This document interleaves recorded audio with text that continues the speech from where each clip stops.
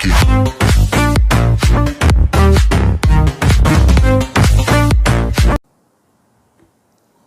Haleluya. Selamat pagi Bapak Ibu Saudara-saudara yang diberkati oleh Tuhan. Terima kasih pada pagi hari ini kita berada di minggu yang kedua pada bulan November. Semua karena tuntunan Roh Kudus yang sudah memberikan kita kemampuan, kekuatan di dalam kita menjalani kehidupan ini. Dan pada pagi hari ini sebelum kita mulaikan ibadah, saya membaca satu bagian firman Tuhan yang saya ambil di dalam kitab pujian Mazmur 150 ayat yang pertama sampai ayat yang ke-6. Mazmur 150 ayat pertama sampai ayat yang ke-6. Demikian bunyi firman Tuhan. Haleluya. Haleluya. Pujilah Allah dalam tempat kudusnya. Pujilah Dia dalam cakrawalanya yang kuat. Pujilah Dia karena segala keperkasaannya. Pujilah Dia sesuai dengan kebesarannya yang hebat. Pujilah Dia dengan tiupan sangkakala. Pujilah Dia dengan gambus dan kecapi. Pujilah Dia dengan rebana dan tari-tarian. Pujilah Dia dengan permainan kecapi dan seruling. Pujilah Dia dengan ciracap yang berdenting. Pujilah Dia dengan ciracap yang berdentang. Biarlah segala yang bernafas memuji Tuhan. Haleluya. Mari kita tabiskan ibadah ini.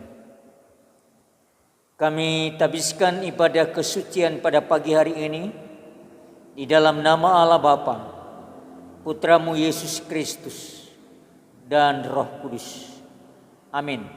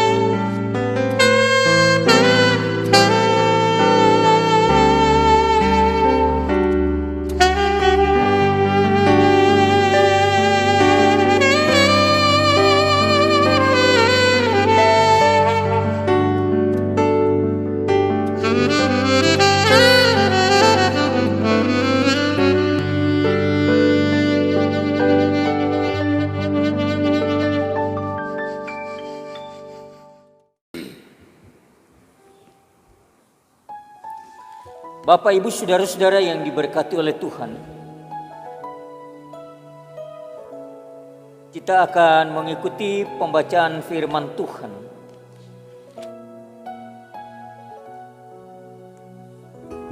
yang saya ambil di dalam Mazmur 23 ayat yang keempat. Mazmur 23 ayat yang keempat. Sekalipun aku berjalan dalam lembah kekelaman, aku tidak takut bahaya, sebab Engkau besertaku, gadamu dan tongkatmu itulah yang menghibur aku. Sebelum kita mendengarkan firman Tuhan, saya mengajak kita untuk kita satu di dalam doa. Mari kita berdoa. Bapa di surga, kami akan mendengarkan firman. Tolong kami Bapa supaya kami dapat mengerti dan memahami bagian firman yang kami dengar pada pagi hari ini. Baik kami yang ada di gereja maupun jemaat-jemaat Tuhan yang ada di rumah mereka masing-masing.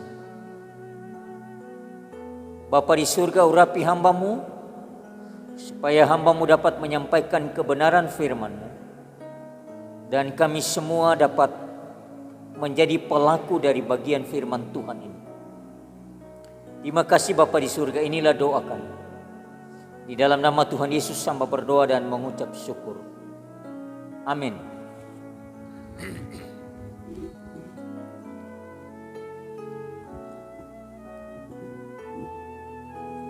Bapak, Ibu, saudara-saudara yang diberkati oleh Tuhan, sekali lagi kami membaca kembali bagian firman Tuhan di dalam kitab Mazmur 23 ayat yang keempat bagian A. Sekalipun aku berjalan dalam lembah kekelaman, aku tidak takut bahaya, sebab Engkau besertaku.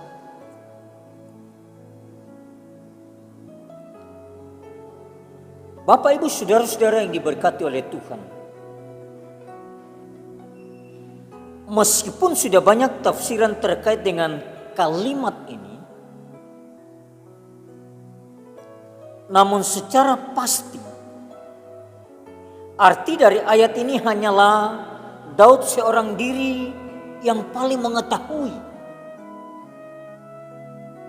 Maka untuk memahami bagian ini kita perlu melihat kehidupan Daud. Sebab ayat ini bukan sekedar ayat sastra yang artinya tersembunyi. Menurut hemat saya, ketika Daud menulis sebagian Mazmur ini, ia tidak sedang berpuisi, tetapi sedang mengungkapkan fakta dan sejarah kehidupannya yang telah Daud lewati. Sehingga dengan demikian, lembah kekelaman yang dimaksud Daud adalah lembah kematian dalam pengertian yang sesungguhnya. Lembah kekelaman merupakan bahaya maut yang sering kali Daud hadapi atau alami sepanjang kehidupannya. Jika kita melihat perjalanan hidup Daud, maka kita akan menemukan bahwa memang Daud hampir selalu berada dalam bayang-bayang maut yang sangat menakutkan.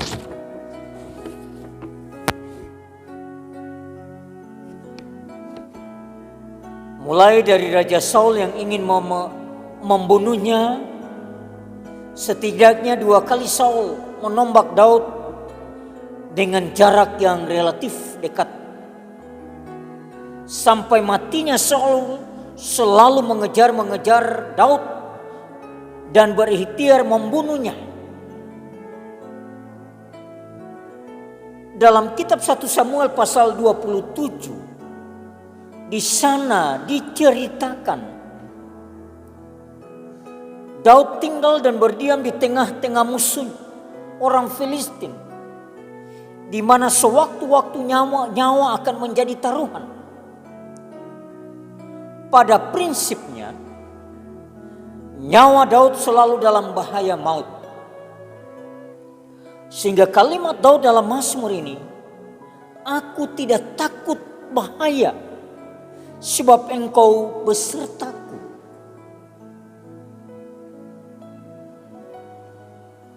Bukanlah ungkapan yang berlebihan, tetapi sebuah fakta yang Daud sudah lewati dan jalani.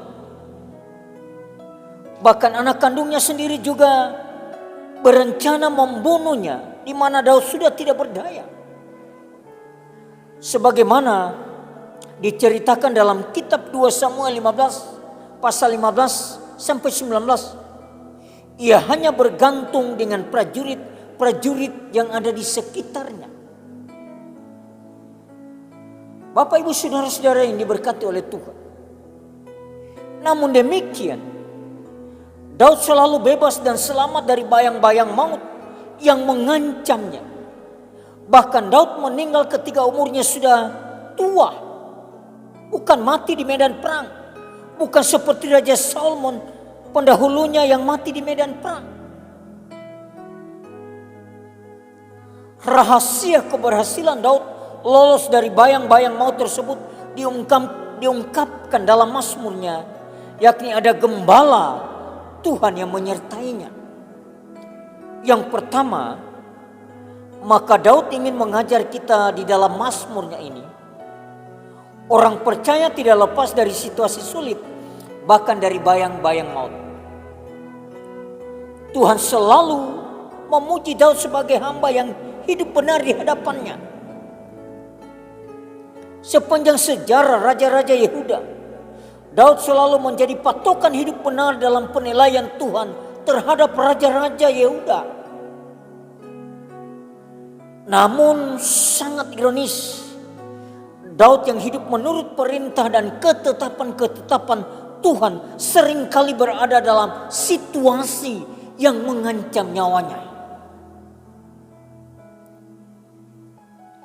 Pertanyaannya bagi kita semua pada pagi hari ini, apakah kita pernah ada dalam lembah kekelaman seperti yang dialami oleh Daud? Tentu kita semua pernah mengalaminya. Namun kesulitan demi kesulitan, saya yakin kita lewati bersama dengan tingkatan yang berbeda. Saat ini pun kita sedang menghadapi situasi yang sulit akibat COVID-19 ini. Dampak COVID-19 dapat dikatakan berat, sebab melumpuhkan banyak hal. Seluruh aktivitas manusia hampir lumpuh total. Perekonomian merosot. PHK terjadi di mana-mana. Dan sungguh situasi saat ini situasi yang tidak bersahabat. Kemudian yang kedua, Tuhan menyertai kita sehingga kita aman dan selamat. Dalam situasi pandemi COVID-19 saat ini, apa yang Daud tulis dalam Mazmurnya, sekalipun aku dalam lembah kekelaman aku tidak takut bahaya, sebab engkau besertaku, adalah salah satu kalimat yang sangat menghibur dan menguatkan kita semua. Satu sisi kalimat ini merupakan pengalaman yang nyata. Sisi lain kalimat ini adalah firman Allah, kebenaran Allah yang memiliki kuasa. Sehingga orang percaya tidak perlu takut menghadapi pandemi COVID-19 ini. Maksudnya adalah kita tidak perlu merasa takut dan khawatir berlebihan tentang apa yang akan kita butuhkan dan tentang kehidupan kita. Sebab kita memiliki gembala yang hebat, yang ajaib. Gembala yang menyertai kita bahkan di dalam lembah kekelaman. Hal ini terjadi ketika Daud, juga tokoh-tokoh Alkitab, para rasul, bapak-bapak gereja, dan para misionaris, bahwa gembala kita senantiasa menyertai dan membebaskan kita dari bayang-bayang maut yang mematikan sekalipun. Bapak Ibu saudara-saudara yang diberkati oleh Tuhan. Oleh sebab itu, bagian dari firman ini saya ingin menyampaikan bahwa keadaan apapun yang saya dan saudara hadapi saat ini, entah itu keadaan yang sulit sekalipun, kita tidak perlu putus asa. Kita tidak perlu kehilangan harapan, apalagi kehilangan iman. Kita memiliki Tuhan, memiliki Bapa dan Gembala yang baik. Dia akan menyertai kita, Dia akan menyelamatkan kita, dan Dia akan membimbing kita setiap saat. Oleh sebab itu saudara-saudaraku yang diberkati oleh Tuhan, apa yang menjadi kesaksian daripada Daud dalam bagian firman Tuhan ini, sekalipun aku berjalan dalam lembah kekelaman, aku tidak takut bahaya. Kenapa? Sebagaimana Daud semuanya dia serahkan kepada Tuhan, maka demikian juga kita. Semua perjalanan kehidupan kita serahkan kepada Tuhan sebagai gembala kita yang senantiasa membimbing kehidupan kita setiap saat. Tuhan memberkati kita melalui firman Tuhan pada pagi hari ini.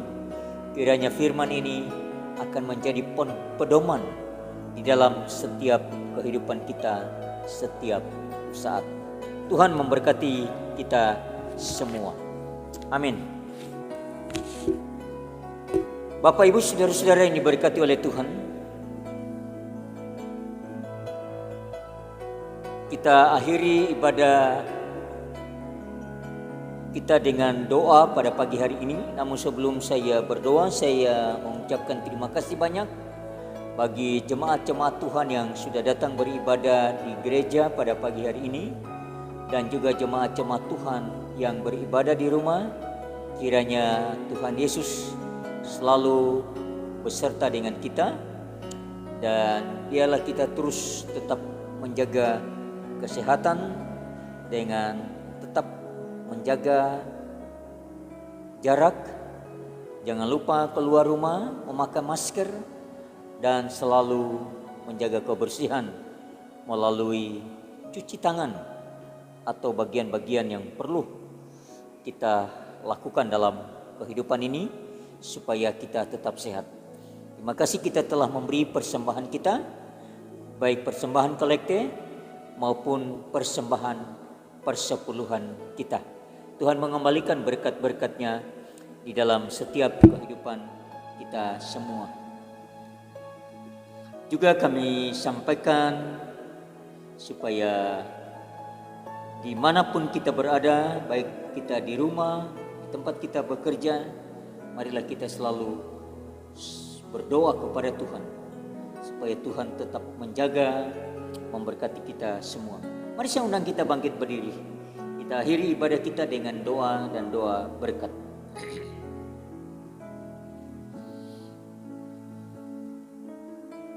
Terima kasih Bapa di surga. Kami sudah belajar dari firman. Biarlah firman-Mu ini akan menjadi kekuatan di dalam setiap kehidupan kami.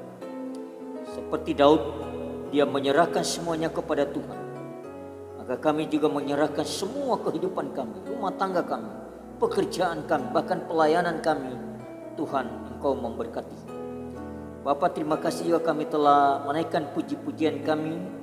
Kami telah memberi persembahan kami, baik persembahan kolekte maupun persembahan persepuluhan. Tuhan, kembalikan berkat-berkat-Mu dalam setiap kehidupan kami. Tuhan, hamba berdoa bagi semua jemaat-jemaat-Mu. Tuhan, Engkau memberkati mereka. Tuhan, Engkau memberi mereka kesehatan kekuatan selalu di dalam setiap kehidupan mereka yang sepanjang minggu ini kami jalani bersama-sama. Anak-anak kami dalam pendidikan juga Tuhan memberkati. Terima kasih Bapa di surga. Kami juga berdoa bagi bangsa dan negara kami ini. Kiranya bangsa dan negara kami ini akan diberkati oleh Tuhan. Inilah doa kami. Ampuni dosa dan salah kami. Dalam nama Tuhan Yesus, hamba persembahkan doa ini. Dan jemaat-jemaat Tuhan, arahkanlah hatimu, pikiranmu dan imanmu hanya tertuju kepada Tuhan, dan terimalah berkat Tuhan. Semoga Allah sumber pengharapan memenuhi kamu dengan segala sukacita dan damai sejahtera dalam iman kamu, supaya oleh kekuatan Roh Kudus kamu berlimpah-limpah dalam pengharapan. Allah sumber damai sejahtera menyertai kamu sekalian.